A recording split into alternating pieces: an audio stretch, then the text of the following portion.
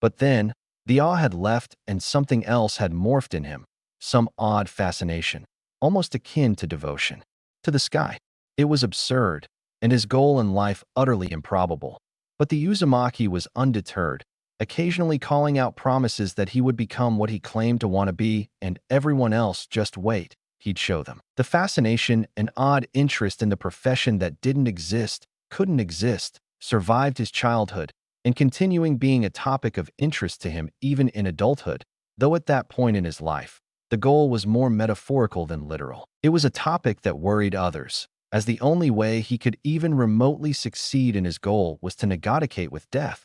But that was a failed possibility with many, wasn't it? Uzumaki Naruto had, after all, always, from childhood to adulthood, desired to become a function of the sky, a part of the expansive space above the various nations and countries populating the earth. But perhaps it was inevitable. Konohagaku, the village of the leaf, the village in which was believed to grow as does a tree, may have only encouraged the child onto his goals. X. Chapter 1.x. The Sandaime, former mentor of the three legendary Sannin, known throughout the nations as the god of shinobi, and current Hokage of Konohagaku no Sato, would never have imagined facing his most elegant verbal warfare with, who else, but an 11-year-old child. The child, instrumental to Konoha's safety, which would go down less easily than the council themselves. Who else would make such a worthy adversary? Nevertheless, this particular child was different from the others, he mused. But still, this continued stubbornness was almost absurd now. And yet, taking a new stance, the Sandaime tried tackling the subject once more. The academy is open to all children of Konohagaku. It is the foundation of all shinobi. Without the education administered by the academy, you cannot become a shinobi, Naruto. He was appealing to the child's bright side, though he had no idea if the child wanted to be a shinobi or a civilian. Can shinobi fly? The blonde child, Uzumaki Naruto, asked, as he sat petulantly in the seat opposite the Hokages in the Hokage Tower. The Hokage sighed. The child had asked the same question on all the various occasions in which he, the Hokage, had practically implored that the petulant child enter the academy. It was almost infuriating how the question vexed him and settled the argument all those years prior to this one. But this year, he was determined to not give an inch. Shinobi cannot fly, unfortunately, the Hokage explained. But neither can civilians, for that matter. Shinobi can, however, walk on water and other such unstable elements of nature. Then can shinobi walk on air? Can shinobi walk on fire? Shinobi can't fly, can't walk on air, can't walk on fire. Naruto listed vaguely. It sounds like some regular civilian chore, really, Gigi. The Sandaime would have a heart attack if it had been any other child disgracing the occupation of ninjas. But, seeing as it was Naruto, he selected his words with care. Civilians cannot walk on water, which is something that a shinobi can do. Surely, walking on water is an aspect of becoming. What was it? A part of the sky. Was it, Naruto-kun? Something flashed in the Uzumaki's cerulean eyes. It's not enough, he stated flatly. And they don't teach you how to walk on water in the academy. They teach you to trip other people with nin wires there. I saw it once from a window. It's a waste of my time. I'll talk to the academy about it. I strongly doubt that they were learning to trip others with were dash. The teacher was measuring the wire, and a child ran up and tripped on it. Naruto interrupted. It sounds like tripping to me. The Sandaime's shoulders slumped in the prospect of yet another defeat at the hands of this 11-year-old urchin. It's not as bad as you make it out to be. There's always the possibility of retiring after living a nice long life as a ninja. Most shinobi don't retire until reaching Chunin, at least. The blonde-eyed the Hokage speculatively. That's true, but it's still a very dangerous job. Hokage-sama, I won't deny that the profession is dangerous, but there are the benefits to be reaped, Naruto, upon becoming a shinobi. I don't know, Gigi. I have a proposition for you. The Sandaime leaned forward to voice his last thoughts. You won't die if you're powerful enough to counter the enemy's blows. And here, I can help you. In exchange for joining the academy and becoming a ninja of Konohagaku no Sato, you have my express permission to borrow any scrolls from my personal library pertaining to any jutsu of your level. Excluding those marked in red, which are trade secrets, surely you'd understand that. And, he continued at Naruto's deadpan look. It went without saying that now, The Hokage felt not entirely at ease with the situation, especially considering how much he had given to accommodate Naruto. But he shook off the feeling. He was Hokage. What trivial matters could concern him? Yes, I am. A second passed, and then Naruto's stiff demeanor cracked. Yada. The whooping cry was nearly enough to deafen the elderly Hokage. Ramen, ramen, ramen. I need to retire one of these days. The Hokage mused, feeling a growing sense of dread as to the future of his wallet as the child continued shouting. Karma would be kinder to it in its next life. X. X. X. It's for you, Gigi. Naruto palmed the piece of paper to the sandaime. Your treat, right? Sarutobi sighed, before carefully analyzing the piece of paper. Two big fat zeros stared up forlornly at him, accompanied, of course, with another fat 300. Blinking, he wondered if he was simply dreaming of one of the zeros. It would certainly diminish the payment due. Hurry up, Gigi. The Naruto's voice called. Tsuchi-san's not going to pay himself, you know. X. X. The boy nestled his head so that it was propped up to some degree on his arms, but hardly visible to the teacher. Naruto, the teacher called. Is the henge a ninjutsu or a jinjutsu technique? Wait, what? Repeat that. The class snickered as the teacher, Irika, sighed. I thought you said it was a ninjutsu. Naruto replied, snapping out of his semi-conscious daze of sleep long enough to focus on the question. Fair enough. The teacher turned away, satisfied, before calling on another unsuspecting student to answer a question on the Kawarimi Jutsu. And then he promptly launched into a lesson about the history of Snow Country. And following that, Earth Country and Fire Country as the class groaned. Hi, Sensei. Naruto obliged, waiting until the other students filtered out of the classroom. What is it? Class just ended, didn't it? The graduation exam. Oh. Naruto's eyes cleared. What about them? Hokage-sama told me that you're not exceptionally keen on becoming a ninja. The teacher turned his gaze away. From that, I don't know if it's irrational or not, but I get the impression that you'll sabotage your own participation in the exams. That's not all, Naruto. Well, actually it is. But that doesn't mean that this is supposed to be taken lightly. Flunking intentionally is looked down on in the academy. If I find that you didn't make a good effort, Irika held his gaze a moment longer before relenting. I bet you will, Naruto. Now, you can leave. X. The past year, he'd been practically living here, soaking up the information that this vault of information had to offer. And it seldom disappointed him, often showing him a dazzling jutsu that was required for the academy just in the nick of time. Who would concentrate in class when all the information he ever needed in life was here? Anyways, Bunshin. Let's see. Naruto scanned the contents of the scroll. This is it. Seriously? A hand seal and a dash of chakra. Wow, what a joke. Cerulean eyes speculatively eyed the scroll placed by the Bunshin. Gigi should stock up more on useful jutsu than this stuff. Wonder what this scroll is, though. Kage Bunshin no Jutsu. Naruto shrugged. Well, as long as it's better than the regular Bunshin. Let's see what it says. This jutsu is also almost exclusive in clone jutsus in the regard that the clones allow the wielder to gain whatever information gained by the clones after they disperse. The clones can often be dispersed with a good solid hit. The jutsu requires extensive chakra and is a B-rank ninjutsu. Naruto grinned at the prospects arisen from the nin technique. A technique involving solid clones. What else could he have possibly asked for? Bunshin. Ah, that one. Let's see.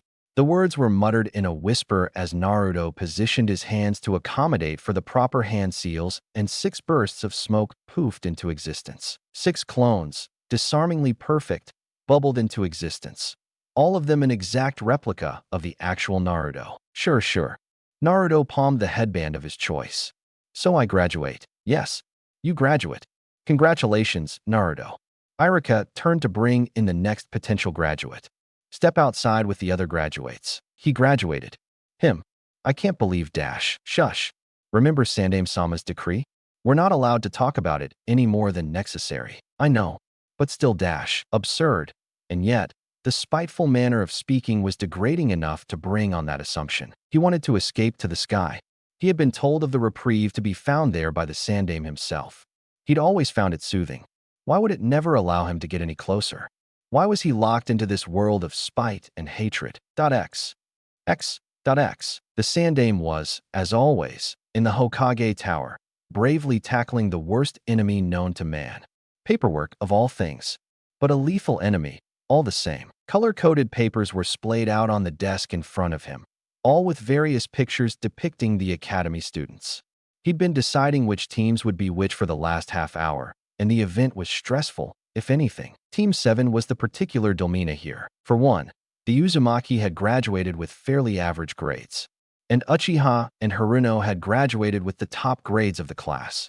Setting the three in the same group was ideal. Sending Naruto to Kurenai's group wasn't the best idea, since Sarutobi had promised a magically wonderfully reputable sensei for Naruto. And yet, the dead last would have to be placed on Team 7 if the top rookie and kunoichi of the class were to be placed on it. But then, going back to Naruto's average score, that was entirely impossible. Still, he could entirely disregard the grades. But was that wise, even? After all, only so many accommodations could be made before problems formed eventually from the rifts of logic that occasionally situated themselves in the present. Naruto, move. A loud, obtrusive voice shattered Naruto's fragile slumber. Haruno Sakura stood in front of the blonde, accompanied by Ino Yamanaka, both of their facial expressions amusedly portraying the expression customary of one who'd just been told to eat toilet paper. Sakura? Naruto blinked. What is it? Move, Naruto. Get off that seat. Why should I move, Sakura? Walking docilely in his just-awakened slumber, Naruto turned to the seat beside Hyuga Hinata. Oh no. Hinata-san? Can I sit here? Silence filtered into the air after his words took meaning to the new genin. The Yamanaka quietly took another seat after noticing the presence of the teacher. Naruto quit paying attention, staring at the ceiling instead. Team 4 is on its second year. Uzumaki Naruto. Naruto was snapped out of his idle dawdling. Haruno Sakura. Uchiha Sasuke will make up Team 7. Sakura emitted a brief call of victory, unable to help herself, before settling down once more. Hiba Inuzuku, Shino Aburame, and Hyuga Hinata are Team 8. Team 9, where is he? Sakura called in frustration, well merited from the 3 hours of waiting. Our sensei's late. We've established that, idiot. What do you mean, idiot? A pause ensued before the inevitable. What the hell are you doing now, anyways, Naruto? Drastic times call for drastic measures. Naruto called in a sickeningly sweet voice, even as he placed a chalkboard eraser on the top of the door. Wouldn't you agree, Sakura? I never said to try to pull a prank on our sensei, but they drew their assumptions from it. Anyways, are you kidding? That was so completely a no. Naruto's right. Uchiha here is actually smart, you know? He wouldn't agree with you. Didn't you just hear him? He said no to you. What are you, an idiot? Maybe. Naruto considered before firing back. But at least I'm well-versed in Uchiha's speech. That's a bit of an exaggerate dash. The figure bore a jounin vest, a face mask, and unusual gravity-defying silver hair. That was as much as Naruto was able to process before the figure stepped into the room, at least. Sensei? Sakura called uncertainly, too surprised by the unexpected lack of movement to utter anything else. Blinking at the new stifling cloud of chalkboard eraser-induced smoke, she called, Are you okay? Let's see. My first impression of you three. The figure paused deliberately in thought. Is that I hate you. Meet me on the roof. And then he disappeared in a poof of chakra-enhanced smoke. Silence ensued, and then Sakura turned on Naruto. Look, now he hates us. Gee, thanks a lot, Naruto. Hey, at least we know what he's like, don't we? Naruto asked testily. See? No harm done. Come on, Sakura, Sasuke. He said the roof. Not surprisingly, by the time that the three had gone up to the roof, their sensei was already there, perched on the edge of the building. Oh no, sensei. Sakura called timidly, looking up at their potential teacher from under a veil of pink hair. Could you start? To give us an example, my name's Haruno Sakura. I like. Sakura stole a glance at the Uchiha. My hobbies are. Again, another furtive glance and her cheeks reddened in a blush. My dreams. And again, a quick turn to the Uchiha, and she muffled a call of adoration between her hands. I dislike Ino Pig, though. My name's Uzumaki Naruto. I like the sky, really. I dislike waiting the 3 minutes for packaged ramen to boil. My hobbies include gazing up at the sky. My dreams for the future is to become the skies. He smiled serenely at the Hitaki, rather interesting character, despite the physical improbability of his dream. And you? He motioned deliberately towards Sasuke. My name is Uchiha Sasuke. I have few likes and many dislikes. I have few hobbies, and my dream, no, ambition, for the future is to revive the Uchiha clan and to kill a certain man. As was only expected, Hatake mused idly as Sakura stared at the Uchiha, profound awe in her gaze. All right. A new briskness entered Hatake's voice as he stood against the rail placed conveniently at the far edge of the building. Let me tell you three now about the true Chunin test. His team was a source of profound mystery. Sakura with her crush on Sasuke, and yet that timidity regarding her physical features, forehead especially. Though that mystery could be quickly deciphered, it was better to just wait for confirmation. And then there was Kakashi, mysterious and dark in a light similar to Sasuke's own, but having learned to put up a mask of indifference, perhaps integrating it into his personality, even. Perhaps he had yet to know the full functions of the team. After all, it had only been their first day, a dysfunctional group that couldn't operate a single day with all of them in him as well, much less survive as a team. Glancing up at the sky above him, Naruto wondered how long his apparent team could survive with such stark differences. And, after musing idly over the matter and coming up with a solution, he smiled vaguely, satisfied, up at the night sky. Naruto in this story isn't the strongest or smartest person, which is what I was going for, really.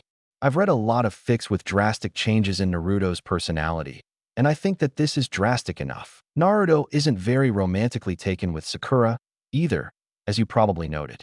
Crushes on his behalf won't exist, yet since I really have no idea as for the pairing, and I don't know if someone who wants to become involved with the sky wants to be involved with someone else. That'd probably result in a bunch of heartache and tears. I'm skipping Kakashi's introductory bell test though. The story takes as much space as it needs to. Thank you very much. Laughing face. About the fascination with the sky, go read my Team 7 FIC illustrations of the sky for more details. I've been drawing back on that story in little bits so it could clarify quite a bit about this story. I'm in position to capture the target. Same.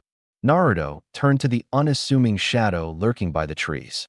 In both position and capturing. Confirm the target. Does it have a ribbon on its right ear? Hi. It does, sensei. The headset crackled to life once more, and Sakura's voice emitted from the earpiece. Can we get a better mission on going back? Oh, that's a no, isn't it? Let's just head back, shall we? Kakashi suggested. HN. The Uchiha grunted his approval. X. And you wonder about the forms of animal cruelty out there in the world, Naruto murmured thoughtfully, as he witnessed the impromptu strangling of Tora via vice-tight grip by the daimo's wife. It deserves it. Sakura replied dismissively. But I'm not a cat, Naruto. I meant metaphorically. All right. The Sandame interrupted them, exhaling on his pipe as he did so. Tendrils of smoke escaped into the room. Another completed D rank, Team 7. Congrats. Your next mission is either to babysit Yuki's children or pull weeds from the Aburame clan's garden dash. But, GG, we've done nothing that merits teamwork in D-rank missions. Chasing cats are something that civilians can do. If you give us a mission that merits teamwork, we'll grow to be a better team. Idiot. Quit questioning Hokage-sama's orders. Irika-sensei. Naruto wailed dramatically. How could you side with Gigi? Hokage-sama. Hi, Gigi. Naruto chirped brightly. Who are we escorting? The door slid open seamlessly, revealing a very drunk and very tipsy and drunk man leaning against the doorframe. My name is Tazuna. I am the super bridge builder from Wave. I expect super great protection from. The man's eyes narrowed in a drunken haze as he analysed the team in front of him more clearly. Children? These children are supposed to take care of me? They don't look like they can protect a daft bat. We don't have to protect a daft bat. Naruto replied smoothly. We have to protect you. You might as well pray that we do a good job of it, too. Or your life goes down the drain right with us. Whatever color had been in the bridge builder's face vanished into an appalling shade of white. Don't worry, Tazuna-san. Kakashi cut in lazily. I'm a jounin insured to provide protection if they cannot. No. I believe that it's mutual code of honor amongst shinobi. No writing, no signature from the Hokage, no paperwork in general against threatening the client. Naruto smiled in what Kakashi realized now was a false deception of innocence. I rest my case. X. Yes. Kakashi paused. Why? Just curious. Naruto shrugged. How is it there anyways? Kakashi sighed. Wave was a very normal country surrounded by water when I went there. Does that satisfy you, Naruto? Kakashi-sensei. Sakura intervened. Do they have any ninja there? No. Their economy is based solely on civilians. If every country in existence had a shinobi populace, it'd be bad for business, wouldn't it? I meant Konoha, Naruto. Oh, then it'd be very bad for business. Very bad. Naruto agreed quickly. We'd lose about a third of our business incomes. Naruto smiled serenely at the kunoichi. Because, Sakura, as I've been pointing out to the Sandaime for the past 3 years, shinobi can't fly. X. A couple of Chunin, a set of Chunin at most. Naruto mused quietly as his eyes lit up with comprehension. I don't reckon it's rained for days. No one else would make such an elementary mistake. Who would have known? The two Nin turned their weapon, still slick from blood, inwards. And before Sakura could even call out a warning, their footsteps sounded against the compact ground. One towards Naruto, the other headed to Sasuke-kun. And Naruto, even as the Chunin stood before him, the blonde simply stood, smiling, if guardedly, at the two briefly as if they were coming to greet him. But perhaps they were, with their metallic weapons that perfumed the air with the odor of dried and caking blood. And she stood there, useless.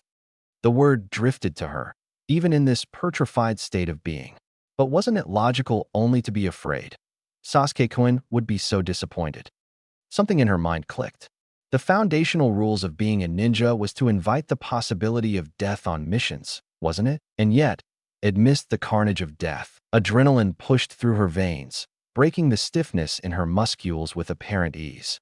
Her weapon's holster hung limply at her side, even as her fingers twitched towards them, muscles spasming once more in that irregular attempt to fuel the adrenaline. Allow something on her behalf to occur. Chunin, are you? Naruto called, laughing almost insanely, one could remark. A shuriken twirled absently on his fingers as his eyes narrowed, surveying the damage done. The shuriken stopped mid-twirl and Naruto slowly dropped into a new stance that bore more resemblance of shinobi taijutsu.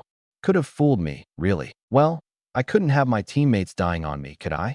Kakashi replied rhetorically, soul visible eye curling into an inverted U. Naruto rolled his eyes. Way to point out the obvious, Sakura. And you let us fight them? Sakura called, turning accusing emerald green eyes towards the Hitaki. Sensei, you could have gotten us killed. Ma, I didn't believe that you three could be taken down that easily. And I was right, wasn't I? Kakashi replied soothingly. I wanted to check something anyways. After all, I had to check if the brothers had been after us ninja or after our client. And we have our answer now, don't we? Tazuna. Sakura breathed softly in revelation. But that doesn't make sense. This was a C rank. Spill it, Tazuna-san. Naruto smiled disarmingly at the man. What you been hiding from us thus far? I'm just dying to know. Cowed by the intimidating presences in front of him, Tazuna gave in. Let me tell you the truth. Wave is, in reality, a very poor country, he stated. It hadn't always been so, though. The man paused for a moment of reflection.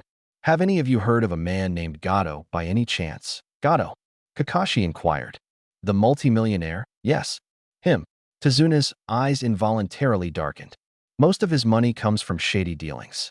Many of his employed workers are missing Nin. Wave came to know that a few years back, when Gato decided to secure Wave for himself. The bridge that I'm completing is the key to Wave's future, so he sent thugs to kill you. Naruto supplied, nodding in the direction of the Kiri demon brothers. Right, Tazuna-san? Are we going to go back to the village, Kakashi-sensei? Sakura called hopefully. We can readjust the mission rank. Do something, at least, back at Konoha. You don't have to stay. Tazuna comforted the kunoichi. But, of course, when I die, he mused. I hope you don't mind if my nephew swears vengeance on Konoha. And my daughter hates all Konoha Nin until she dies. And, of course, you won't be to blame if Wave falls to Gato because you Konoha Nin couldn't be bothered to help us. It's only natural. What the hell? It's not your fault. Sakura squirmed under the pressure. No, it's all right, Tazuna-san. I'll stay too. Seems like we're all staying. Kakashi noted. Consider yourself lucky, Tazuna-san. Naruto advised. Oh, shut up, Naruto. There's a whole bunch of trees with leaves here.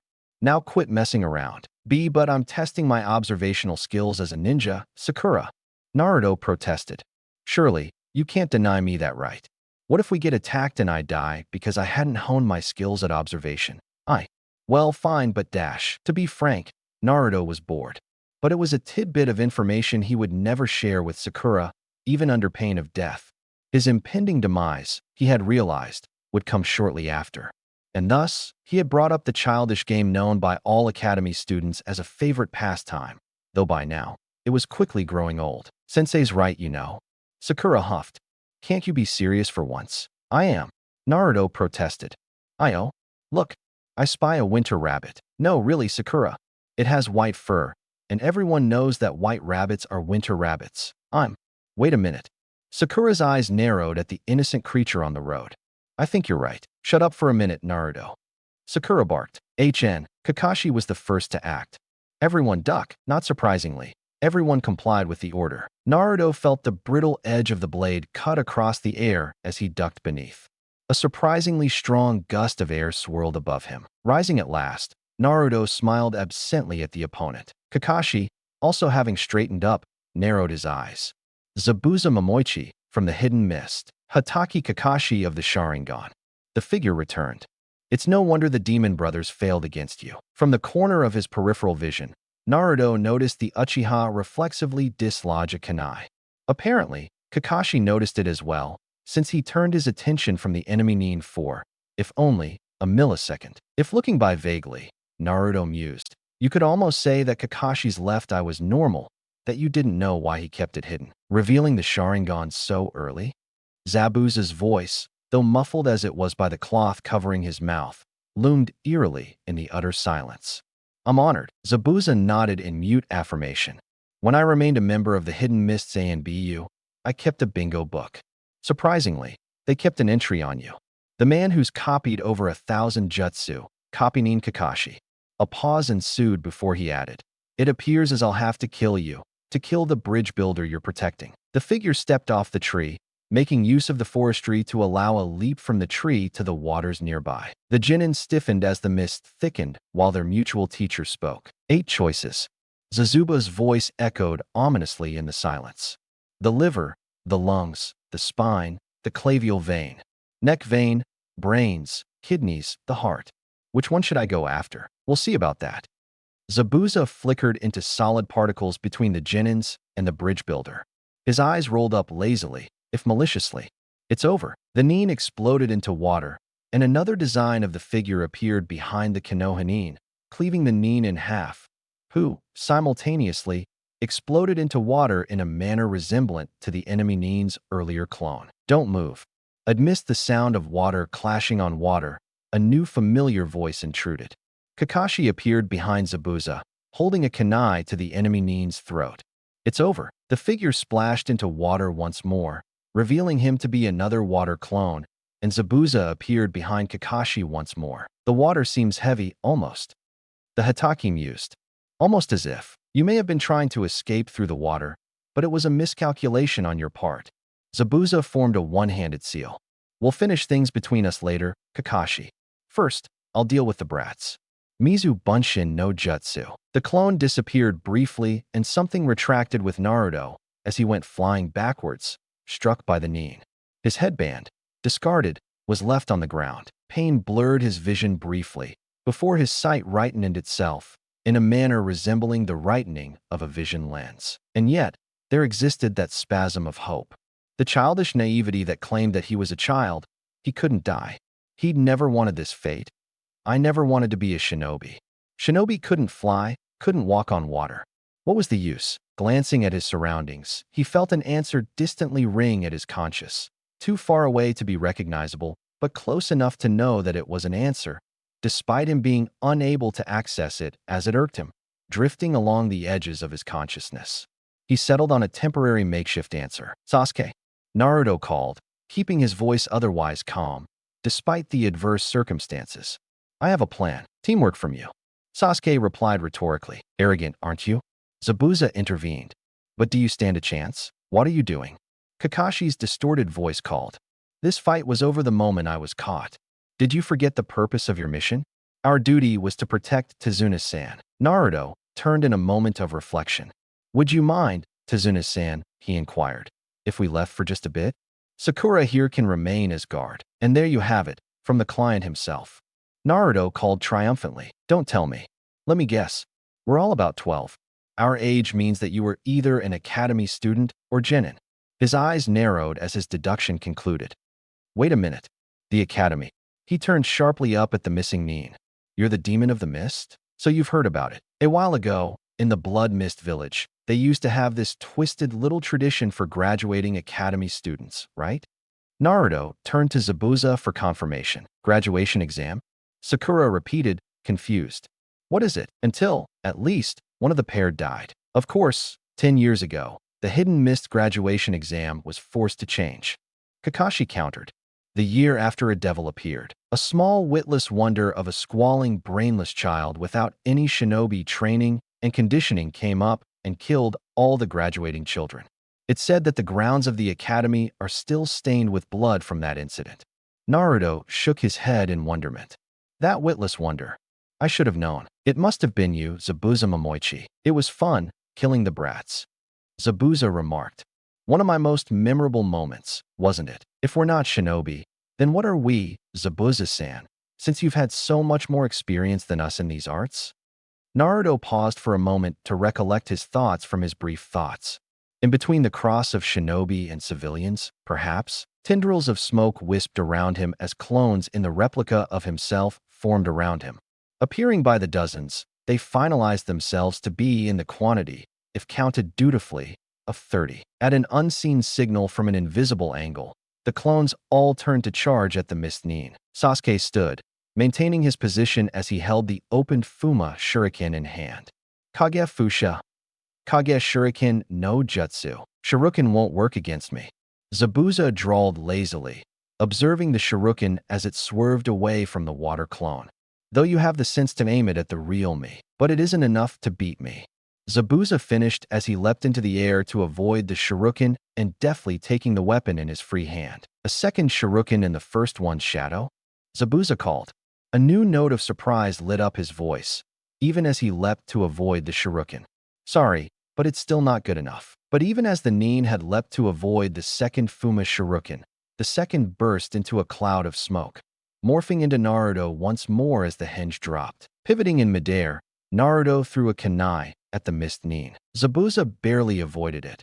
Not avoiding at all, really, as a thin line of blood drew itself below his eyes from a cut issued by the kunai. A vein throbbed on Zabuza's forehead. The fight between the Jounin had resumed after the brief interruption, and the two were now exhibiting abilities that Naruto had never known could be construed before. Naruto blinked as another surge of water propelled Zabuza from the waters, throwing him against a tree and pinning him with kunai against the bark. Thank you. The masked Nin continued. I've been searching for the opportunity to kill Zabuza for a long time. What was that, sensei? Sakura inquired, turning on the Jounin. That ninja. Ha ha ha. Tazuna laughed awkwardly. Super thanks, guys. When we get to my place, you can relax for a while. I've used the Sharingan too much. My body won't move. Kakashi reflected briefly before calming his worries. The rest of the team would be able to understand the situation and take proper measures, wouldn't they? After all, they were ninja, if only at Genin rank. Sakura. Naruto called weakly. I think it's just chakra exhaustion. X. X. X. X. Are you alright? Tsunami, Tazuna's daughter, spoke. A frown marred her features as she spoke to Kakashi. Yeah. Kakashi confirmed. Though I won't be able to move for a week or so. The Sharingan's incredible, but it takes too much out of a person. Sakura mused from Kakashi's side. It's something you don't want to use too often, and it's something that you ought to look up a bit more thoroughly. Naruto muttered bitterly under his breath. Of all the ridiculous. You spent an entire hour trying to force herbs down his throat, and now that the actual cause is known, you're dash. Well, considering how we defeated a Nin that was that strong. Tazuna called, cleanly interrupting Naruto. It'd be best if Sakura didn't hear the blonde kid's musing, right? We should be safe for a while. Speaking of which, who was that masked kid, sensei? Sakura inquired. That's not quite the example I was looking for, but Naruto's right. A ninja's body can reveal information that should remain confidential. So by killing and disposing of missing nin, the hunter nin protect the village's secrets. Kakashi concluded. No sound, no smell. That's the official end of a ninja. X. X. X. X. You're alive now, but will you be alright? The hunter nin's voice called. Worry was etched into his voice. You only just survived. Silence ensued, as the masked nin, now clearly in league with Zabuza, nodded sharply and set off once more. Naruto stared disinterestedly at the team's mutual teacher. Just spill it, Kakashi-sensei. No one wants to take a guess? Kakashi called hopefully. Pity. Kakashi, astonishingly, decided to fold. Hunter nin usually dispose of the bodies of their victims where they're found, as I'm sure that you're already aware, Naruto. How do we know? The masked guy took the body with him. Yeah. Kakashi cut him off. It's probable that Zabuza's still alive. Yes. Kakashi allowed. But it's probable that it was a momentary death. The needles that the hunter nin used have a low probability in killing your opponent, unless they hit a vital spot. It's an item used by doctors in acupuncture therapy. Hunter nin have an extensive knowledge on the human body. Sensei? Sakura questioned. What do you mean prepare for the possibility before it's too late? You can barely move. I meant you three. Kakashi said in answer. You three will have to receive training. And it was you three that helped me, wasn't it? Kakashi called rhetorically. Relax. It's just training until I get better. It's not like I'm going to send you to fight Zabuza all by yourselves. But, sensei, if Zabuza's alive, why should we train if he could choose any time of his leisure to attack us? Sakura asked. I mean, what if we were exhausted after training and Zabuza decided to attack us? It'd be the perfect opportunity for an attack by the enemy. Inari, say hello to these people. Tsunami instructed. They're ninjas who've protected Grandpa on his way here. Dark Eyes stared dispassionately at the four. But, Mom, they're going to die. He complained. There's no way that they can win against Gato. Oi, Naruto cautioned. You make it sound as if you don't believe in a better future and heroes and all that crap. Where are you going, Inari? Tazuna inquired as the boy made for the door. To look at the ocean from my room. Inari replied before leaving and closing the doors with a loud and resolute snap. Should I go talk to the kid a bit? Naruto inquired. He sounds upset. He was crying. Naruto muttered. Up in his room. I don't reckon he feels much like talking. A moment of compassion took flight, and the room descended into silence. X. X. X. X. And thus, you'll lose a lot of chakra and won't be able to fight as long. Then what are we expected to do, Kakashi-sensei? Naruto questioned. Sit back and let other shinobi take care of business for you? I'd rather not, since that sounds cruel and unsportsmanship-like. And how are we going to do that, sensei? Sakura inquired skeptically. Tree climbing. I don't mean normal tree climbing. Kakashi returned. I meant climbing trees without your hands. Watch. Kakashi replied, before setting his crutches in a manner so that they were held in place firmly as he took a step up the tree. That step which was accompanied by another step, and another, until he was hanging upside down from a tree branch to face the genin. Do you understand now? Kakashi asked.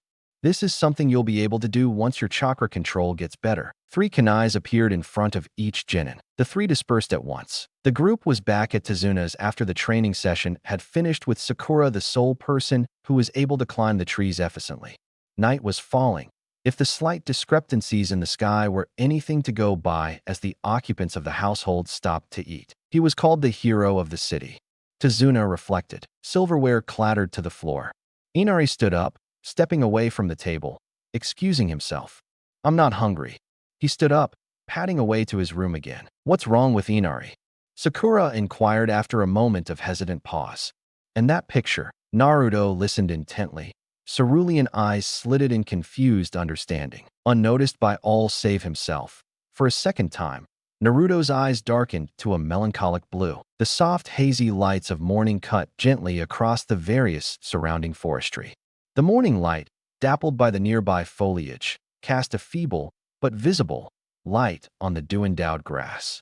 Sparrows fluttered from nearby trees, flustered and with ruffled feathers, tentatively chirping a greeting to the wakening world about them. A figure, darkly silhouetted against the frames of nearby trees, stepped up, a basket curiously at hand. to a blonde child sleeping fitfully on the ground of the forest. A hand reached for the child's throat, before relenting, fingers crumbling backwards, eyes softening, simply shaking the slumbering figure awake with a tentative hand. "Get up."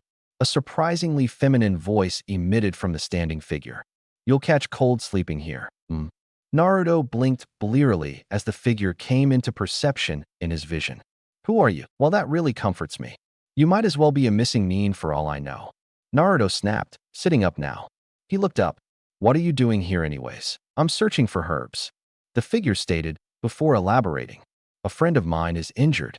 He paused before turning his eyes critically towards the blonde. "And you? What are you doing here?" "I stepped outside for some air last night," Naruto replied apathetically, "and I ended up falling asleep here." He changed the subject quickly, selecting a plant from the various weeds on the forest floor as he spoke. "You said you needed herbs, right?" He proffered the selected plant. "This is basil, a rather potent herb. Do you need it?" "You could say that. I have my forehead protector and everything, so yes, I am." Naruto mused quietly. "And you?" "You recognized my forehead protector and recognized what village I've sworn allegiance to by the symbol engraved on my forehead protector.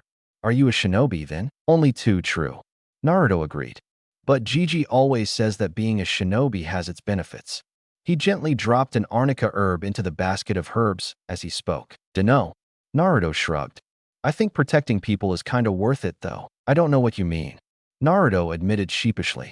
"I meant just people, clients and stuff." His eyes had softened. "You don't have any loved ones?" he inquired. "Not exactly, no," Naruto conceded. "And having them isn't really a great idea. I mean, you wouldn't know, but I have an ambition which would discourage such relationships." He smiled apologetically at the other. "Perhaps you could gain them." The figure offered, sympathetically, it appeared. "Before you gain your ambition, the feeling's mutual." The figure's eyes darkened for some unnameable reason. "I imagine so. Well, considering how we're all here at the moment, I'd say that we all have," Naruto remarked dryly. "Actually, I'm rather surprised you thought we'd take any longer. To be honest, tree climbing's not all as cracked up as you made it out to be, Kakashi-sensei." "Naruto's right, sensei," Sakura stated. "Tree climbing's really easy. Couldn't you have taught us something more? Useful, maybe?" "I can't teach you anything useful without teaching you the basics now, can I?" Kakashi returned. "I suppose, though, now that I've taught you the basics, it is possible for me to teach you water walking now." Naruto visibly perked up. "Yes, but, unfortunately, Tazuna still needs our protection," Kakashi concluded. "All three of you will have to guard Tazuna at the bridge." "Understood. You won't let us learn water walking when we're about to face Zabuza and Gato and all of his little minions. When water walking can be a huge asset to us since this is a country surrounded by water, hence the name waved." Naruto deadpanned. "Do I really need to elaborate?" Gato, the dark-haired child, Inari, peered up at them from under his wide-brimmed hat. Disinterested black eyes stared up at them in contempt as he intervened on their conversation. "Do you still think that you can win against him? He'll beat you, no matter how hard you try," Inari replied. Dark eyes glanced up at the blonde shinobi. "No one can beat Gato." "Well, this is kind of my job." Naruto shrugged. "I'm getting paid for doing this, and it's really my life, kid, not yours." He paused before adding thoughtfully, "Thanks for caring, though." The child's voice shook with incredulosity. "Why are you even trying? There's no way Gato will be killed. So then why don't you just leave?" "Again, this is my job," Naruto pointed out. "And I hope you don't take this offensively, but I don't really think I'll die. Think of all the heroes out there, kid. Can't they save Wave? Then if I can't?" He shrugged. "Just pray for a miracle, or whatever you believe in. Anyways, I won't take it personally. Heroes don't exist," Inari replied quietly. "And even if they did, they wouldn't be able to beat Gato. We can. If you think about it strategically, at least." Naruto returned. "We fought against Zabuza and won, didn't we?" "Well, you weren't there to see us win, actually, but we did, anyways." A moment of silence took flight, and then the boy's eyes hardened into diamond slivers of ice. His hands clenched into fists. "Gato's going to slaughter you," he finally said quietly. Turning sharply, he left the room. The door slammed behind him. Inari sat on the wooden extension of the house, the outdoors carpeted with wood, in which ships had occasionally come to dock in times of emergency. Dark eyes clouded over in frustration as he glanced down at the sea, such tranquility in which had no place in Wave, a place which had long since succumbed to damnation. "Can I sit here?" A voice distracted Inari from his thoughts. Turning, he discovered that it was the silver-haired Jounin, one of the various ninja that his grandfather had hired in a futile attempt at safety. Black eyes glanced over the man before turning away. "If you want." The wood underneath them creaked as the second figure sank down as well. "Well, he's not exactly the most hyperactive person out there either, is he?" The Jounin sighed. "I believe that he's learned to make the best of what he has, no matter how little that is. He doesn't want the sympathy of others, or even himself. He'd rather make up his reputation from scratch if that's the only alternative." Inari remained silent, adrift in melancholic thoughts once more. Silence reigned. The skies were a majestic black, encircled with faint tendrils of clouds, and the velvet darkness. "Wake up, Naruto." A voice broke across his conscience. "We're going to be late." His dream flickered out of existence. "Yes, what did you mean by we'll be late? Do we have to go somewhere?" Naruto straightened up, leaning against the wall now. He blinked. Sakura sighed. "We have to go guard Tazuna at the bridge, remember? Tazuna's our client, Naruto, and we're his bodyguards." Naruto cut in cleanly. "If we're not well rested, the safety we can provide Tazuna-san won't be as efficient as if it would be if we were well rested. I'm sure Tazuna-san places his life at high enough value as to understand that. By taking a few minutes for me to rest, the safety we can provide him will be greater than if I hadn't rested." Naruto. Besides, Naruto pulled the covers over his shoulders. "I was having a nice dream. If you want to ignore all the strategic points I've pointed out to you just now, then fine. It really was a nice dream." Naruto paused. "It's not that I'm placing my life above his, Sakura. I just really believe that I should sleep. I don't know. I honestly think that me sleeping would help the stability of the team. Thanks for understanding, Sakura." Naruto smiled warmly at the kunoichi. "I'll be sleeping now. If Naruto's going to be stubborn about it, then let him sleep." Kakashi intruded on the scene, leaning against the doorway, familiar pornographic novel in hand. "He's probably exhausted from yesterday, when he mastered tree climbing. Once he recovers, he'll catch up. Right, Naruto?" "Yeah, I will." "Fine, but I swear that if Naruto doesn't catch up later." She trailed off, a warning in her voice. Naruto smiled serenely in reply at the kunoichi as he settled in the blankets to sleep. "I'll catch up," he promised. Blood streamed in rivulets from the bridge. Fallen workers lay on the metal of the bridge. The rails were drenched in blood. What happened here?" An astonished whisper broke through the silence. "A monster," the man rasped, struggling for breath. "Attacked us." The man's bloodshot eyes rolled backwards. The mist thickened as he spoke. Cerulean eyes opened, and it had been true. Something had utterly compelled him to sleep. Whispered gentle promises that it was best. That if he didn't, the team would fall into chaos. If there's been an attack at Tazuna's place, it'd only be because Gato would be confident that Tazuna would be too distracted at the bridge to realize what was happening at his home. Cerulean eyes narrowed.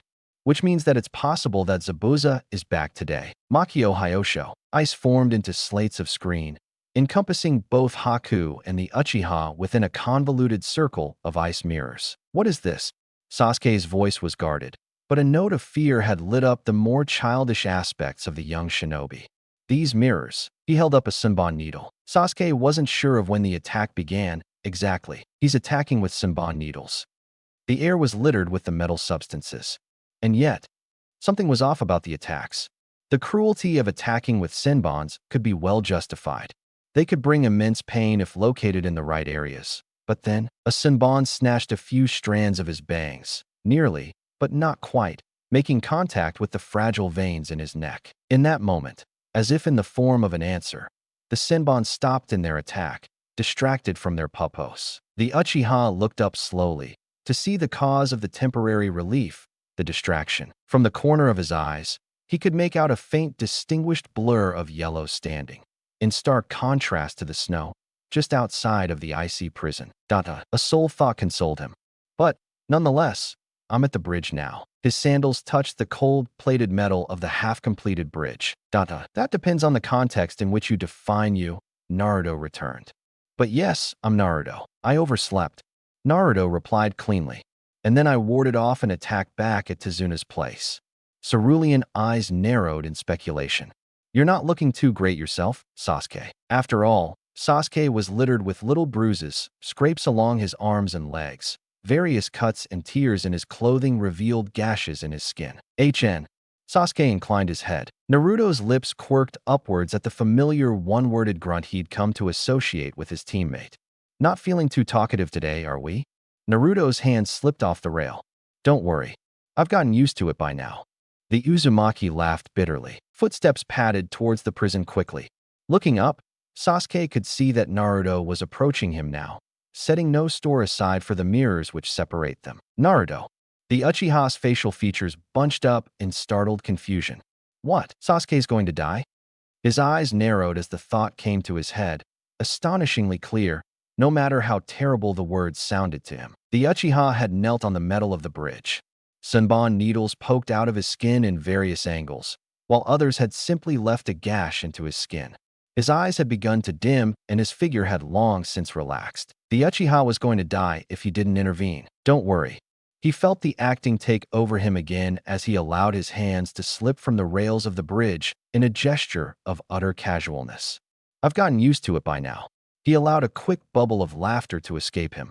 The laugh sounded reminiscent and exceedingly bitter, but it was a laugh nonetheless. A break from the uninviting silence. He stepped forward quickly, a step forward with his right foot, then his left, in a pattern of symmetry.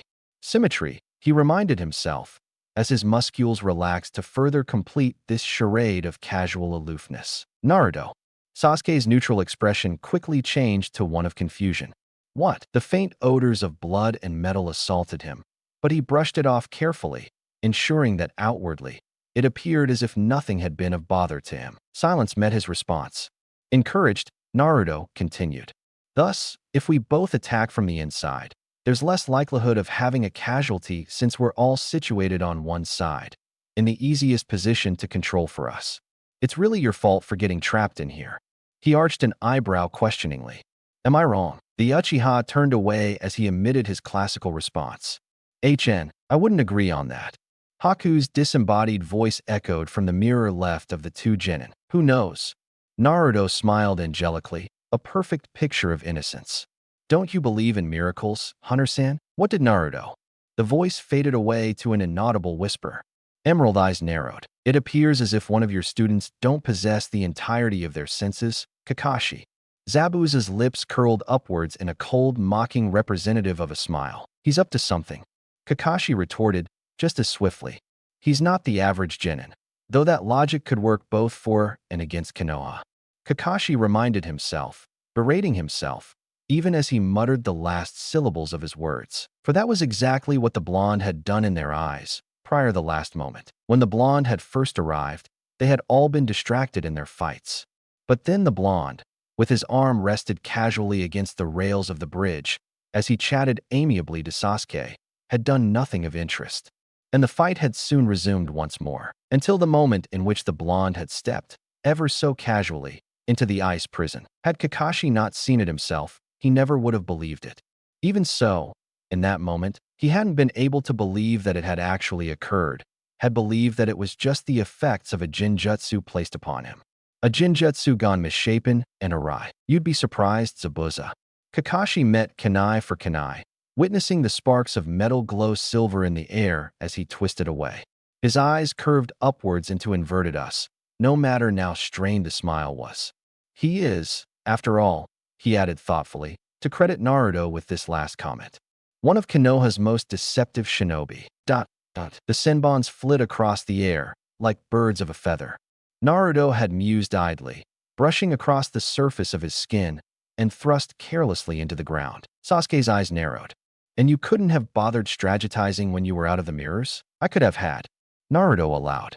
But having a fresh live experience is much more exciting, isn't it? Naruto smiled disarmingly at the Uchiha. The situation's under control, Sasuke. Naruto reassured him. Don't worry so much. You'll get wrinkles. I dunno. You mean the part about the wrinkles, or the part about the situation being under control? Naruto shifted in position, changing his stance so it was more defensive than aggressive. Why do you care to know, anyways? I have no desire to kill you, but I must if you persist. Haku appeared within a mirror before them. He considered the two genin before him before allowing them an option out. Should you give up, however, your lives will be spared. The air itself seemed distorted by the sheer number of Senbons that now hurled themselves towards the two genin. Naruto was taking it all into stride, casually sidestepping a brace of Senbons to dull the pain. His stance was purely defensive, hinting nothing of pain or surprise. His eyes were like frosted glass, a cold, emotionless, and unforgiving azure hue, betraying nothing in his impassive expression. That can't be. The Uchiha's eyes narrowed. A lethal strike? If he had been any less than the rookie of the year in the academy, he could have simply gone back to his own predicament after labeling the blonde off as fine. But then he was Sasuke Uchiha, top rookie in the Ninja Academy for the year, the last Uchiha. A brace of Senbons, poised in a vital area in which Sasuke knew, from his brief studies of autonomy, could kill, propelled onwards by a casual cloaking shield of chakra that made the Senbons practically lethal. Naruto stepped backwards, carefree as ever, missing the Senbons which were poised from behind. The Senbons which had the potency to kill the blonde, which would kill the blonde shinobi in a matter of seconds. It can't. Panic, in quantities unbecoming of an Uchiha, surged up within him. Another last kill? Crimson eyes, locking within a black triangle in which commas swum in spirals, came to Sasuke's mind, as would a hazy visual recollection, the haunting features of his brother that fateful night, and that sense of worthlessness in life. The darkness of the night, if you will remain in constant pursuit of him. A dreary whisper that scratched in his ears. You will lose everything along the way. Had you not lost your family once already? His body lunged forward on impulse, for once, not considering the consequences, for once, not weighing the values of his actions before executing them. I should have noticed earlier. But he hadn't, too occupied with the Senbons poised in front of him, in clearer view of him. What did all that studying in Sandaime-sama's library amount to, if I couldn't even notice those Senbons behind me? He had allowed himself a moment of carelessness, and he had paid dearly for it. After all, it was Naruto who hadn't noticed the Senbons, and it had been Sasuke whom had paid for his ignorance, taking the Senbons for his own and taking the attack in Naruto's stead. After all, neither would admit that the other was his friend. Both of them would never submit themselves to such indignity. They were practically brothers, if only in thought, united under that single front, even if both were not even remotely familiar with each other. While they were not ideally sociable to each other, they carried shackling memories, shackling ambitions, for that matter, that would prevent them from ever carrying the desire of becoming close friends, friends forever, as the teenage civilians of the day called it, to anyone. The Uchiha struggled for words even as his complexion turned a sickening pale shade of color. Wait, Naruto, what is it? Naruto peered down at the Uchiha, discontent visible in his features. Promise me. The words were just barely coherent. Naruto felt a frown mar his features when an explanation wasn't forthcoming. Promise what, Sasuke? A hint of annoyance slipped through his defenses. That I'll grab a tissue and wipe away your tears or something? Are you? Naruto inquired. Not what. By then, the other's reserve strength was lost. Inclining his head fractionally, eyes immersed with the scarlet of blood, he rasped out in a faint whisper, a soft exhale of breath, a single heart-rending word. Ni-san. The Uchiha's shoulders relaxed, and his eyes dimmed as they closed. His frame went limp. Even as he stood, after carefully setting the Uchiha down on the iced-over ground, he felt strangely emotionless, as if the event that had just occurred had simply been a ripple on water, soon to be lost in the chaos of the sea. It was as if his emotions were a world apart from him, and he could only stare helplessly at them as they passed by. Naruto. That word, spoken so softly, the voice which had issued the words so weak, so fragile. The Uchiha's whispered words, as fragile as autumn leaves. Don't. It meant nothing. He had just been calling his name. The stupid Uchiha had nothing better to say, probably. A heartbeat, a quick shift in movement, a sharpening of breath. Promise me. Everything that Sasuke had been working towards here was dead. Their lives meant nothing. They, themselves, meant nothing.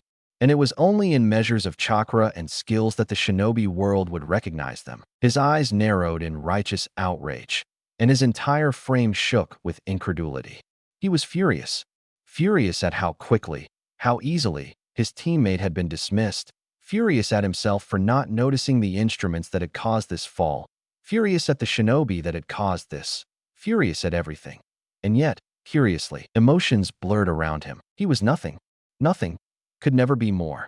And yet, a sharp bubble of certainty snapped within him as his mind grasped for an explanation. In that moment, his physical features, distorted as they were, changed. Cool drops of effervescence lingered in the frothing waves below, as if dipped into the acidic substances of emotions by the tendrils of chakra that lashed about freely into the air. His ice mirrors shattered into crystals even as he stepped back from the presence before him. The water beneath the bridge frothed up in stormy waves. My reasons are my own. Haku shook off the faint sense of premonition he felt at the hostility of the words exchanged. Nonsense. He shook off the feeling of trepidation. He was a shinobi trained to kill. If he was to be intimidated so easily by a mere genin. Naruto's eyes closed. Resignation etched into his features as he spoke. I see. The wind rippled as it tore across the ice mirrors. Then, this is the end for you, Hunter-san. This chakra. The kunai in the man's hand faltered. Has the seal broken? The mist simmered quietly. The faintest sound of a quickening breath, of the warmth of a person just faintly existing, signified Zabuza's derision as for Kakashi's words. How could the Jounin, whom hadn't been able to kill the missing Nin yet, destroy him now? Even in this moment of sudden necessity? A single crimson eye darkened in color. You seem to believe that I survived solely with the use of my Sharingan. Kakashi continued, at last giving voice to his own contemptuous thoughts. Now allow me to give you reason to change and better your opinion of me, without the aid of the Sharingan. Pure undiluted anger broke across his consciousness, cracking through his normally impenetrable barriers to morph into a substance in which defying was laughable. Naruto slowed. Even as the crimson chakra continued to move haphazardly from left to right, as it made out a faint outline of a fox with its straying scarlet tendrils. The Hunter Nin's shoulders relaxed. How did you know that he was alive? The other shinobi's eyes narrowed into indistinguishable slits. What are you? He inquired, phrasing his initial question differently, adopting the what in place of asking whom the child was. And then chakra filtered through the air once more, powerful, potent, deadly. Haku blocked a chakra-enhanced strike by the child's fist, feeling the pressure of the strike vibrate through his wrists, only to be given a sharp upwards jab to the chin as the child kicked out haphazardly in the air. Majorel eyes narrowed, and a lash of red chakra reached out, elongated strips of scarlet, staining the frosted air to a crimson hue. A fist impacted squarely on his shoulder, throwing him backwards. He was reeling as the repugnant scarlet chakra festered at his flesh. The chakra which seemed to prematurely rot his blood. He shook off the feeling. Haku landed a solid blow on the genin, ice crystals bursting up like wonderful fountains of frozen water geysers, and freezing the distorted bones and flesh of the genin in place. A second later, the ice burst into clouded smoke and the child slipped away. Cold metal touched his neck. The lethal edge dipped in some cold substance. Ice? The child had disappeared, only to materialize behind him, kunai poised in hand. Cold Majorel-hued eyes narrowed. And you? A whisper echoed across the air as cold metal clinked on ice. What are you? Hazel eyes registered a softened surprise before his entire figure relaxed. He had taken the child's age for granted, allowed it to dull his normally lethal strikes with empathic gentleness. Turning hazel eyes skywards, he recognized the muteness of a defeat gone awry. What am I? Haku felt laughter bubble up uncontrollably in his throat as the last of his ice mirrors cracked before his eyes. But under what obligations am I to tell you, Shinobi-san? The steel of the kunai nearly cut into his skin. And is my life in danger? Perhaps. Haku allowed, even as the truth of the situation dawned upon him. He had been bested by a mere genin, even if only by faulty play, from the looks of it. And yet, tired hazel eyes glanced back at the child. What do you wish to know? A pause. Is that all? Footsteps tread across the iced-over metal of the bridge. I have a last question.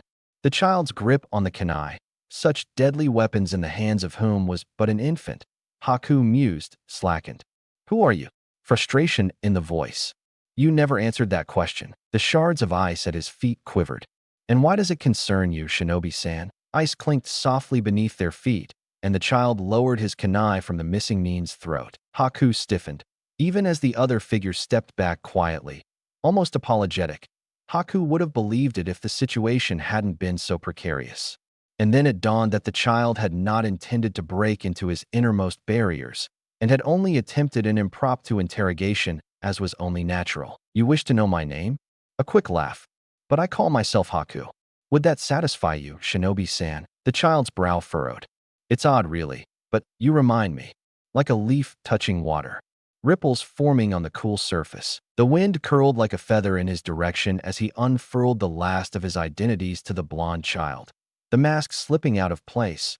An impromptu angling of the wind, he thought ruefully, his visage visible at last. Beryl eyes flashed up at Tezuna's tired obsidian ones, momentarily alarmed, before they softened. It's fine. They'll be all right. A pause. They have to be. A sigh lingered in the water-condensed air. I can't pretend that I'll believe you there. Tezuna turned, hat slipping over hooded eyes. You know as well as I do, perhaps even better. That hunter Nin. His voice trailed off. Smoke curled into coils in the distance, as faint residues of a fire. Startled emerald eyes turned to him, wide and dilated. Frazzled nerves and coiled tensions mirrored the broken agony in her eyes. Tezuna, trampling the faint sensation of uneasiness he felt within himself, he forced himself to smile. It was his mess to begin with. It was his to end with. Let's go. Why? The painful question curled in the wind as Zabuza's eyes turned to the Jounin with an expression of utmost loathing. The kunai fell, crystallizing over as it was preserved in ice, as it fell to the ground. A debt. His voice was nothing more than a scratch on the wind, a slight disturbance in the air. He owed the misbegotten child that much, for the deceit and confusion that he'd evoked. There existed no more reason to hide behind glass mirrors of illusions when the mirrors had been pounded into fine powder. A debt that I owe Zabuza-sama. The blonde shinobi stepped back curtly, awaiting an explanation. The wind abated, allowing silence at last between them. Haku obliged to the silent inquiry. You may not be aware of this, but the Hidden Mist Village had constant blood feuds in earlier years. A leaf curled, withering away within the torrent of the waters below. As a result, not longer after, those that possessed a Kekei Genkai were hated and persecuted. Naruto nodded slowly. I can imagine. For defeating me. Hazel eyes snapped open with new alacrity. It may be selfish to ask this of you, when you don't have loved ones to help you comprehend why I have such a request. What is it? A touch of impatience tore across his voice. Zabuza-sama has no need to lug around chipped and broken tools, not broken kunai or frayed Nin wires. Ice clinked on frosted sheet metal. I vowed long ago that should I ever become as useless to him as those cumbersome broken weapons, I would dispose of myself. But you could be of use to him against other opponents. Naruto replied uncertainly. I can't. I nearly killed your friends. I slew men for weaker reasons, by the hundreds. A pause. I trust that you know what happens to defeated shinobi in times of havoc. What other purpose do I have to live? An odd misshapen smile shadowed his facial expressions. When my own purpose has been ripped apart from me, the wind fell eerily silent at once. Silence ensued for a moment before Naruto's voice broke the harmonious sound of lapping waters. I'm sorry. A bidden apology, thrust up into the heavens to grant him some small mercies for his sins. Fabric rustled softly, alive in the presence of the wind as the blonde shinobi carefully reached into his kunai holster. Cloth rustled, broken tendrils of fabric aflutter in the wind. The bright silver edges of the retrieved kunai glowed etherically in the condensed light. Footsteps pattered up, unwilling and uncertain. But moving forward, the kunai stretched out like a baton, lethal edges glimmering and alive in the fading sunlight. And silence entwined itself into the tapestry of the present, embroiled with the hazy lights of repentance and forgiveness. Electricity. The one word flashed through his mind. Ennui was impossible even in these last tranquil moments. The thought plagued his mind. Why was it so important? Footsteps rung out, closer than ever, echoing on the frosted metal-plated bridge. Something was wrong. Terribly so. And yet, even as his mind raced for a solution, he felt the answer ring distinctly within him. He already knew. Chunin can't produce electrical jutsu.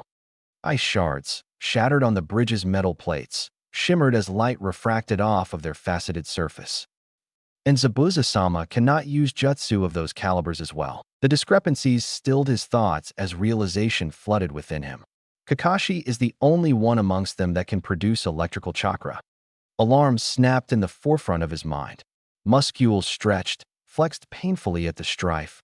As his figure leapt forward, thoughts lost in the chaos of haste. The sound of birds echoed faintly in his conscience. The sound of chirping birds rung in his ears. His pace picked up, alarmed hazel eyes turning to the two figures visible before him. As the Chidori ripped through the Hunternin's heart, the blonde shinobi's eyes dimmed back to their normal cerulean hue. But even prepared with that knowledge, it was difficult to gaze at the sight of the bloody, mangled corpse of the false Hunternin with anything but horror as dead pupils glistened with beads of blood. I should have known he'd be of use to me. The missing Nin's voice was amused, a stark contrast from what the scene before them suggested.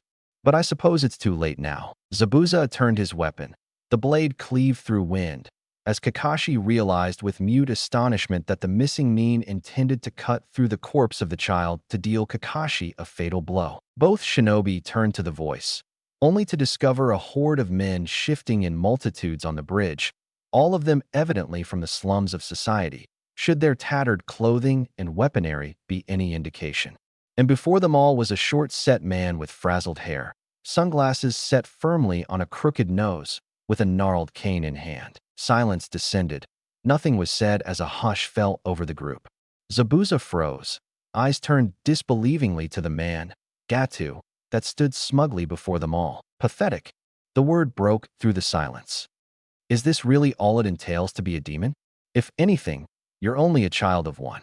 Obsidian eyes narrowed, cruelty evident in the flashing orbs of loathsome colors. Did you really think that I'd pay you for killing the man, Zabuza? Perhaps. An amiable voice intruded, almost pleasant in its civility. Kakashi relaxed, tension draining from his features as he recognized the voice distinctly.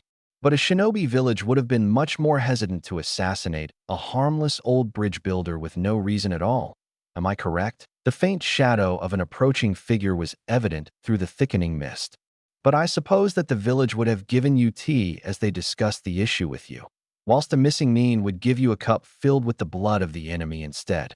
And to you, the cup of blood would have been more favorable than the tea. The mist cleared enough for a moment for a blonde child to be distinguishable, with a headband evident on his forehead. Familiar cerulean eyes met dark obsidian ones as the child smiled blankly at the man. Tell me, Zabuza-san.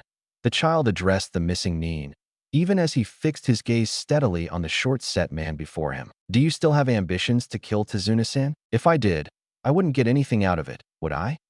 Zabuza replied tartly. My quarrel with you and the bridge builder is over. So be it. A thin ghost of a smile flickered over the blonde's face. And Haku-san, Naruto inclined his head thoughtfully to the side. I'm sorry. Emotions touched over the missing Nin's face. And who are you to judge that? Who knows? Naruto shrugged haplessly. In the end, it's only the foundation that counts after all, isn't it? Dark obsidian eyes shuddered, blinking, as if to break free from the gauze of dreams and illusions. He told you that, didn't he? A short laugh burst into the air like a bubble breaking through water. I should have known. He was too kind to be much of a weapon. Zabuza turned away, eyes narrowing in on the mob of unruly citizens before him. Be that as it is, we have higher priorities now. Hands clutched at the broken sword before drawing away. The metallic glint of a kunai shimmered from beneath the folds of unruly cloth. Give Haku my regards. And then footsteps thundered against the bridge, echoing eerily across the plated metal. Zabuza tore across the ranks of citizens. Blood spurted into the air as the water below thrashed fiercely, foamy waves colliding with one another. As Zabuza's figure was brought before Haku's in a grotesque parody of mutual graves, snow fell in papery white flakes from the sky, as if granting the two a last gift from the skies above. It's all right. The lazy drawl of the genin's mutual sensei filtered into the air. We'll have to leave now that the bridge is finished. There's some things I want to look into back at Konoha. We won't forget you. Inari glanced up at the group before them. Not ever. A small smile flickered across Naruto's face as cerulean eyes warmed with compassion. We won't forget any of you either. I sure hope not. Tazuna replied heartily. Long as you remember us, you can come back, cross the bridge whenever you want. And speaking of the bridge, his voice dropped, quietening in thoughtful silence. We'll need a good name for it, won't we? HN. The familiar one-worded response broke apart the veil of abeyance they had bided by, and as the Uchiha turned to leave, dignified as always, despite the wad of cotton bandage to his normally unmarred visage, Naruto withdrew himself as well. Goodbye. Bright cerulean eyes, brighter than the morning sun, blinked in a numerous succession of times, blinking back certain tears. And as the group withdrew from wave at last, the sun quit the affairs of the sky, and a startling night, premature by hours, at best, was ensured. Serrated skin, dark blue punctures on a white surface, half-lidded bloodshot onyx eyes, dead blue veins, a frigid winterland. I can't. Her words were strangled with tears. Trembling fingers touched a frigid puddle of blood. Sasuke-kun. Tazuna tipped his straw hat, gaze turned soberly downwards. I'm sorry, no. Her eyes glanced upwards, vision clouded and unclear in the filtered light. It wasn't your fault. I just wish. She turned back to the body, muffing the agony that ripped savagely through her, with a quiet sob. She was better than this. She had to be better than this uncontrolled crying mess. Had to be. Her lips trembled, on the brink of issuing a cry. A flinch. Something beat half-heartedly against the narrow end of her arm. A rattle of windows. A bird cry. A fledgling escaping from an egg. Absurd fantasies. But her heart still leaped in absurd expectations. Her breath caught, hiccuping in a sob, and the world whirled quietly to a stop. Sarutobi Hiruzen was known throughout the elemental countries as a fierce leader and uncontested power. Fewer, however, knew of his general compassion, his kindness. The benevolence almost always was confined within the boundaries of Konoha, and as the village prospered under the fatherly guidance, his power and disposition grew, reforming itself, sharpening around some edges, softening around others, not discounting the rare others who left for different causes and different goals. Of course, it wasn't anger that he could evoke in this instance.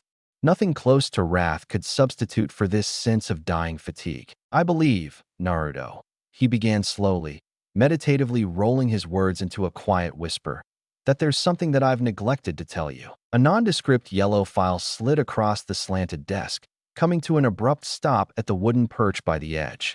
Sarutobi paused, considering his words. His next phrase could shape the course of the child's life, and inadvertently bring it either to disaster or to triumph. He wanted to curb the path of chaos. But how could he bar such an easy road to take? What is it? Naruto dropped his gaze, choosing to stare down at the floor instead. If it's about Tazuna-san, I stayed on that mission because it was right. It's not that. Sarutobi placed a wrinkled arthritic hand over the other, clasping his hands together in deformed applause. It's something else. A pause. How much do you know about Kyuubi, Naruto? Light glimmered in his eyes. Do you remember what came next? The Hokage destroyed it. The Yondaime absorbed the Kyuubi's being and wrecked the molecular frame of it. Wrinkles formed around an unmarred brow. Am I wrong? Sarutobi nodded, leaning back in his chair in quiet contemplation. This is a first in a very long time. A dry chuckle echoed across the cavernous space. I'm afraid that you're wrong, Naruto. Hokage-sama. Naruto sat rigidly, elbows jutted out on the desk, and head leaned across the edge of the table. Sudden fear struck cerulean eyes. It's not. The Hokage of the time had bound the demon to an infant entity. Sarutobi interrupted him. A child that was born on the day of the attack bore the demon henceforth. Sarutobi smiled, light breaking across his face in deep rivulets of color. Suddenly, the situation didn't seem so serious, so profound. He could almost laugh. I promise you, Naruto, that this story isn't one of monsters and demons. That one is over. A pause. Naruto nodded slowly. What is it? Impatience bubbled beneath the brash words, and yet, some undertone took the Hokage by surprise. There was some sinister beat, some soundless drum that struck warningly in his heart. Forgive me. Fingers reached for clenched fists soothingly. Hazel eyes softened with sympathy. I still have something I must do. But perhaps this is for the best. Hardly. Sarutobi exhaled a puff of smoke from the slender end of his pipe. Your mother is from the Whirlpool clan, blessed with inhumane recovery abilities and, in rare cases, a Kekii Genkai, descended from your ancient ancestors. Emotions flashed across bright, cerulean eyes. When I was on that mission, the water would foam and the winds would cease. By your bidding, I presume. The Hokage paused, and after a moment of contemplation, his eyes softened. The Kekii Jinkai allows you control of the basic properties of the weather, namely wind, water, temperature, and ice. Determination set into his expression. The properties of the sky. The sky manufactures weather, after all. He trailed off, quietening suddenly. Sarutobi managed a grim smile. You've ascended up the first flight of stairs, Naruto, to your dream goal, haven't you? The pipe in his mouth issued dark smoke. Aren't you happy? The question, was he happy that he was one step closer to abandoning his friends? Happy that he was leaving behind his world after all these long, painful years of contemplation? Happy to leave this world of pains and joys and whenevers, to join the world of forevers? Was he happy? Was he really? The Hokage nodded sagely. Good. I had feared that you would lose heart. I can try. You've waited for this for years. I don't doubt that you'll try. The Sandaime turned, before facing the shinobi before him once more. There are other complications as well, Naruto. Not only early death will be your bane, but also a loss of vision at 20. Insanity has been known to occur at the age of 18. The latter two are a more gradual process. Sarutobi nodded in assent. You'll first begin noticing them much earlier. On one occasion, insanity through this Kekii Jinkai had been shown from the age of 14. But he had never imagined living as a blind, decrepit, dying patient at a mental institution at the age of 20 as a consequence. Never that. His mind recoiled in horror. Tell me, Naruto. Sarutobi began conversationally, even as his eyes sparkled with curious detachment. Is it really still worth it?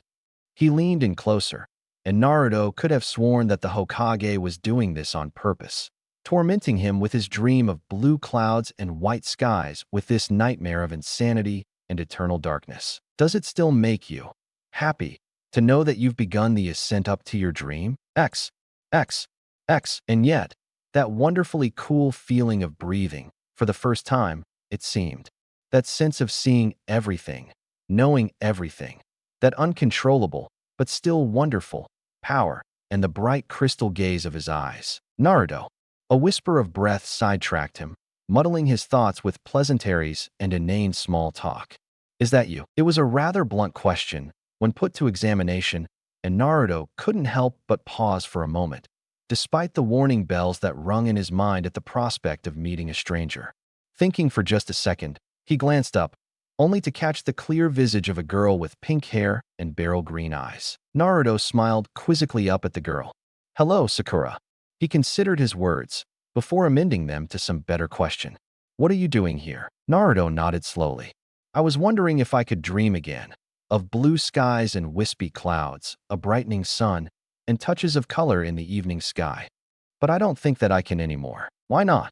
Sakura turned to him, questioningly, reminding Naruto with a sudden jolt, because he had forgotten for some reason, long ago, that no matter how much Sakura would obsess over Sasuke, prioritizing the Uchiha child and her own childish awe, that she was still his friend, despite everything else that could have happened. And for a second, for some reason, she seemed to know suddenly, under the fading lights of day, as if the dying streaks of blue in the sky had inspired her, falling gently into puzzle pieces in her mind.